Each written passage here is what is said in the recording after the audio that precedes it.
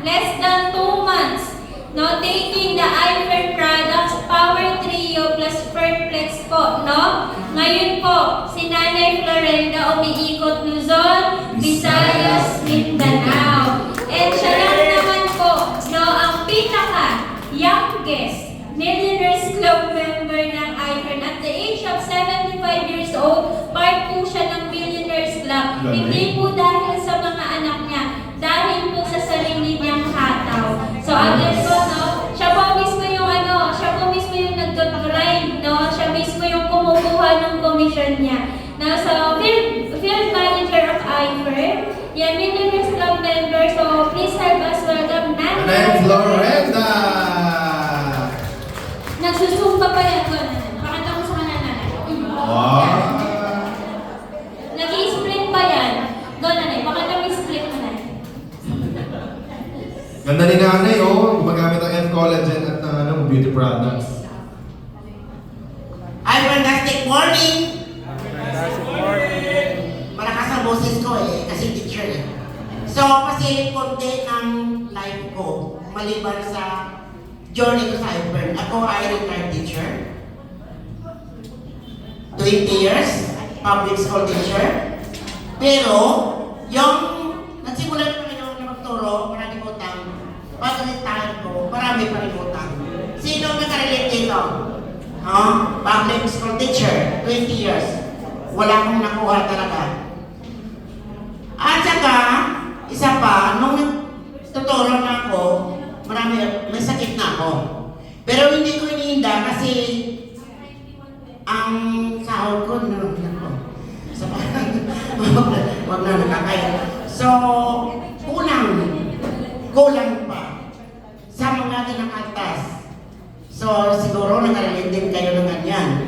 At saka yung iba siguro, alam na nila ang buhay ko, lalo na yung Johnny. Sino ang hindi pa nakakalam? Sino pang hindi nakakilala sa akin? Ay, nakakilala na lahat siguro. Kaya nga nahiya na ako kasi pabalik-balik na lang ako eh. Parang sabi ko, parang wala na yatang nakikinig dito kasi alam na nila. Alam ko na yan. No at me.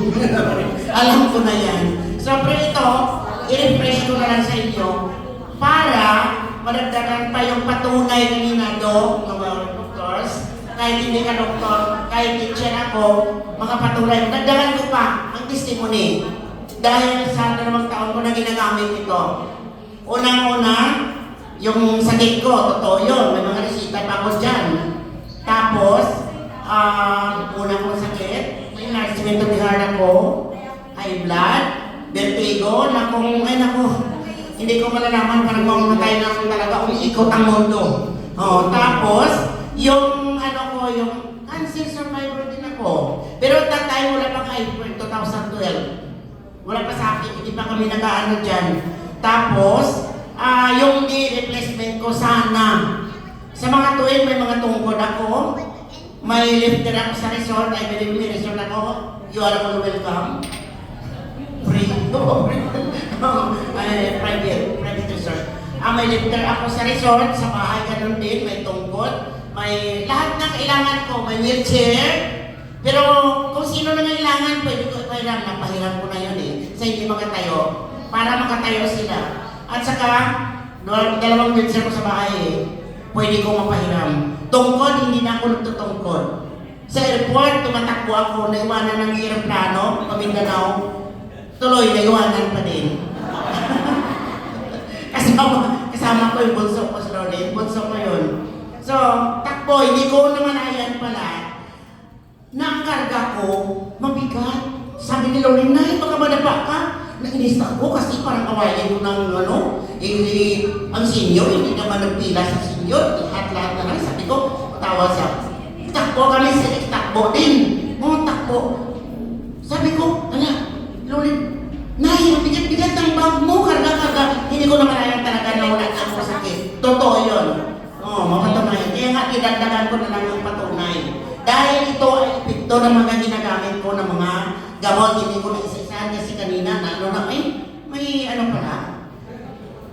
Yung apo ko, yung apo ko na isa, Dinadala namin na yun sa Mindanao, sa Negros, hindi nagkasakit. Firmly lang daw ang kanyang vitamins. Yung maliit na bata yun na sama-sama sa amin kahapon sa Tagaytay, isang araw, nagsusumba pa, di ba? Mga leader pa minsan. So, ito lahat, nagpapasalamat ako kasi sabi ko, hindi ibig sabihin na matanda, no, senior na tayo, na wala tayong pangarap sa buhay. Kasi mahirap magkasakit eh. Mahirap talaga, di ba, Dok? Mahirap talaga magkasakit, lalo-lalo na kung wala kang pera. Kahit may pera ka minsan, mahirap pa din. No, mahirap pa din. Tapos, maliban dyan, ang lahat na negosyo sa mundo dapat tsagaan. Di ba? Kahit maliit, malaki na negosyo, dapat masipag tayo. Bakit? Ako nga, 75 naman, 76 na ako sa April. Sumasama pa ako, Los Visayas and Mindanao. Dahil habang kaya pa natin, why not? Di ba? Kasi para sa akin, wala naman, hindi naman maano yung natin, yung edad natin, hindi pa rin paan. Tuloy-tuloy. At saka, kagaya sa atin naman edad na dapat, palagahan natin. Para sa akin, time is gold. Sabi ng asawa ko natin, namatay na yun, no? At least 99. Sabi niya, dapat halagahan mo ang buhay mo ngayon dahil hindi natin alam mamaya o bukas sino na nag-aalam. So dapat lahat ng gagawin mo ngayon, gawin mo na. Parang sabi nila na, do not wait for tomorrow, what you can do for today. Regardless kung anong edad ka, o bakla ka man, o maganda ka man, o pangit ka man, dapat kung anong gagawin mo ngayon, wala mo na papubukas. Ako nga, sabi ko, sa mga anak ko, alam nila yun.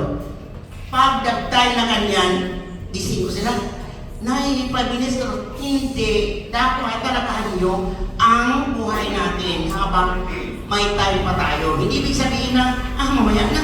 Kasi sabi nila, Filipino time, no.